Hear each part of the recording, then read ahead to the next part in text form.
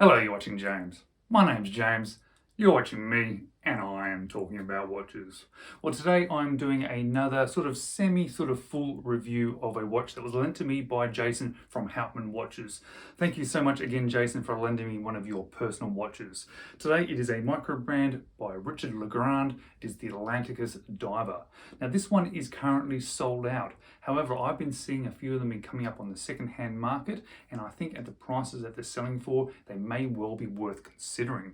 This one, when it was brand new, was available for $200 US, so you can only imagine what sort of good deals you're getting on these on the second-hand market. Now this one here is inspired by the 70s diver compressor style watches. This one here obviously is not a true compressor, but it has a twin crowns, and I do like the look of those twin crowns, so it is certainly a watch that I'm quite happy and interested in getting my hands on.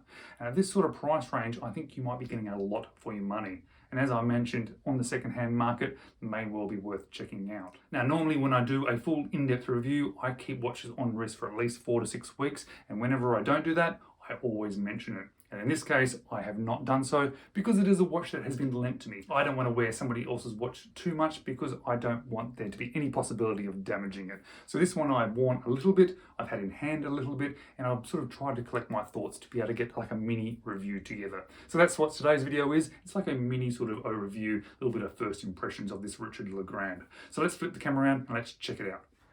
So here we have the LeGrand Atlanticus Diver SKU AT1909-B0 or B0. Comes in some really good packaging actually. Really sort of more than what you expect for a $200 watch. And that's going to be a bit of a theme about this watch, I think, is value for money. When you could buy this one, obviously it's out of stock now, but for $200, I think you're getting a lot. You're getting a nice rubber strap, warranty card, obviously. This one was bought back in 2019 by Jason, and it comes on this nice sort of sailcloth strap as well, and you get a really cool looking watch. And you can see straight away that there's some real inspirations coming from those compressor style diver watches. Obviously this is not an actual compressor, but it's a compressor style from that sort of 1970s, that sort of look to it. And as I said, $200. Oh, check out the back of that. That's a really cool case back. And for $200, what you're getting a watch powered by a Seiko NH35, 200 meters of water resistance, lots of BGW9 lume, and sapphire coated mineral crystal. Now this one here, let's talk about dimensions while we're here now. Okay, so let's drop the watch over here.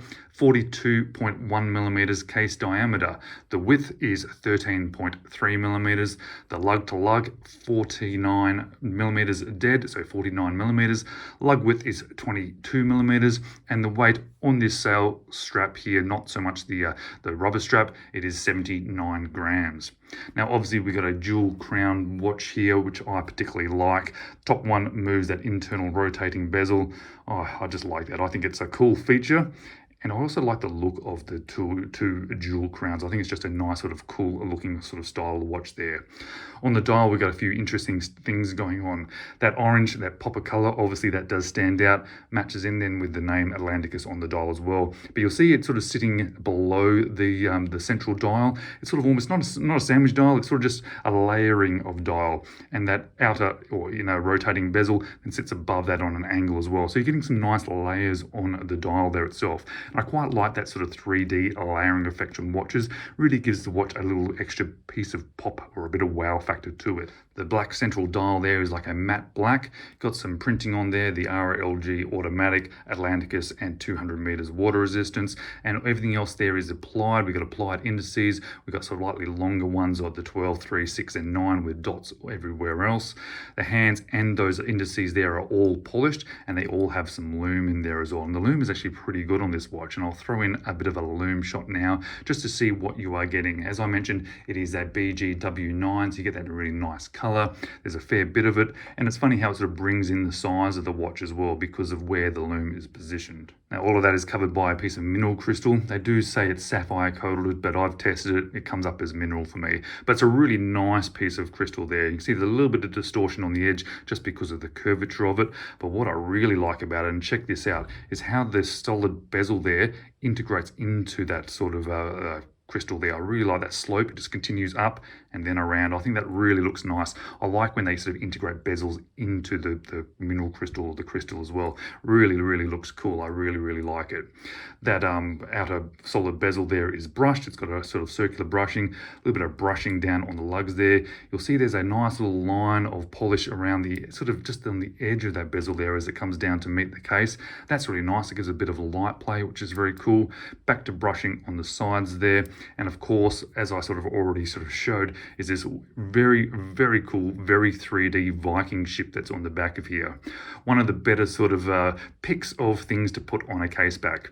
Obviously, they're trying to do Atlanticus. They're trying to have a bit of a water theme here and bringing a bit of a Viking ship into it. That's very, very cool. Really nice details as well, and it feels really cool. Whole heap of writing, automatic RLG, Atlanticus, 200 meters, water resistant, NH35.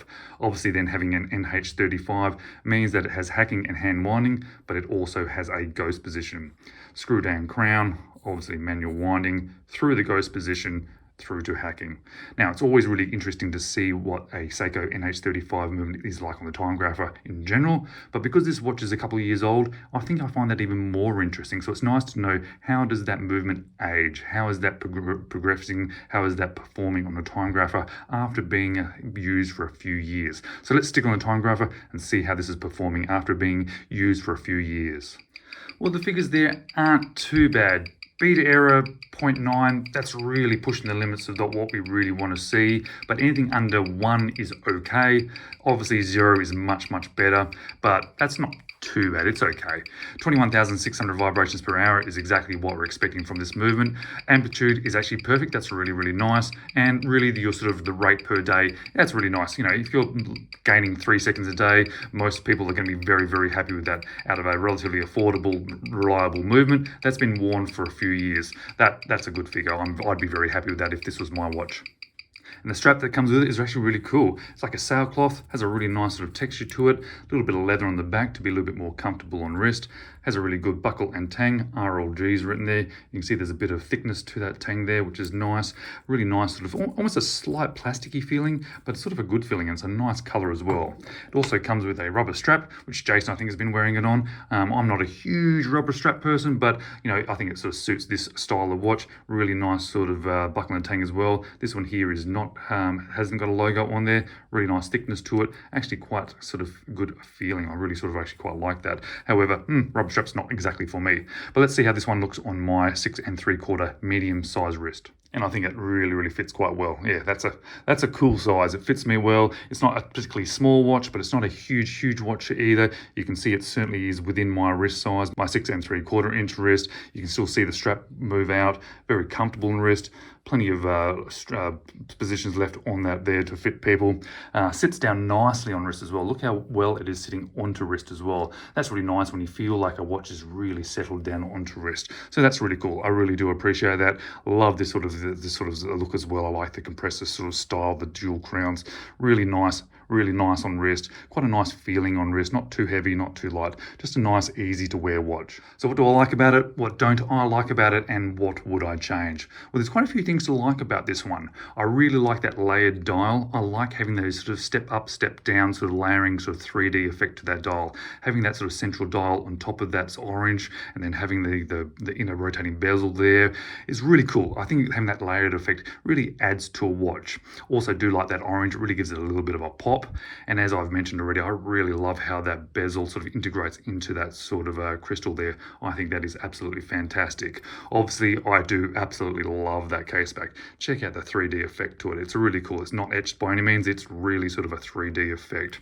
And the price, $200 US. That's a fantastic price for a watch like this. You're getting so much for your money. Yes, okay, they're sold out at the moment, but these ones are coming up on the secondhand market, and they're coming up on the secondhand market even cheaper than that. So I think there's a really good value proposition here. Not only are you getting an interesting watch, but you're getting a micro brand watch, you're getting really cool features, you're getting a cool packaging, all for a really good price. But what don't I like about it? Well, there's a few things, unfortunately. I don't like that there's a ghost position on this one. I can live with it. It doesn't really bother me, but it does bother me a little bit that they just don't use the no ghost position, the NH38, I believe. I'm sure there's reasons for that, but it just sort of bugs me a little bit when I use it. Not so much that it would put me off buying it, however. But the thing that actually sort of I dislike about it most, and it's not really a negative, it's just, how do I say this? I think it has a slight generic look and feel to it. I like it. I think it's cool. It has a few sort of interesting pops to it. But when you're wearing it, when I'm looking at it, it has a little bit of a generic feel to it. Even though it has some cool stuff on it, like that case back, even though it has that layered dial and that orange, I think it might have to do with the indices and the hands. It just feels a little bit bland. I think if it had a slightly more interesting set of hands on it, or perhaps the indices were slightly different, and I'm not really sure exactly what that would entail or what I would actually do, but I think it might just enhance this watch a little bit more. Not so much a negative, just maybe a slight missed opportunity there. So what would I change? Well, exactly those two things, because I think it is actually only those two things that are causing me to have these slight feelings about it. Those indices and hands, I think they just need something, just a little bit of something that maybe make it looks a little bit more different to maybe other watches, maybe gives it a slightly less off-the-shelf look. But realistically, I think at this price, with everything you're getting for it, with the look of it, the style of it, the quality of it, because it is really well made, this one, I'm really quite impressed. I think you're getting a great watch. And I think that is the summation of this one for me. If you can find this one at a good price on the used market, I think it's an absolutely good idea to consider it, because I think you're going to get a lot for your money. You're going to get an interesting watch. There's a lot there, especially at this sort of price point. But guys, as always, thank you so much for watching, and thanks again to Jason from Houtman Watches for lending me another one of his personal watches to feature in one of my videos. But I do hope to see you all again in the next video.